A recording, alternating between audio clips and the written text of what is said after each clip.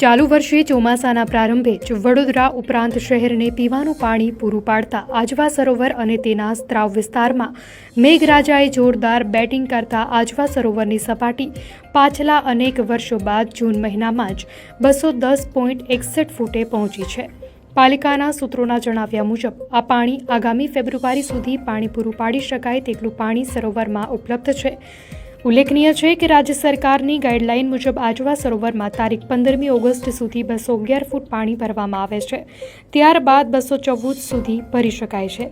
ત્યારે ચોમાસાના પ્રારંભે પાલિકા દ્વારા આજવા સરોવરના 62 દરવાજા 211 ફૂટે સેટ કર્યા છે। ચાલુ વર્ષે ચોમાસાની શરૂઆતમાં જ વડોદરા સહિત સમગ્ર રાજ્યમાં મેઘરાજાએ જમાવટ કરી છે। જો કે 2 દિવસથી વરસાદનું જોર થોડું ઘટ્યું છે, પરંતુ શહેરમાં હવે પીવાના પાણીનો પ્રશ્ન ઉકેલાય તેવું લાગી રહ્યું છે। શહેરના પૂર્વ અને દક્ષિણના કેટલાક વિસ્તારને ફેબ્રુઆરી સુધી પૂરું પાડી શકાય તેટલો પાણીનો જથ્થો ઉપલબ્ધ થઈ ગયો છે।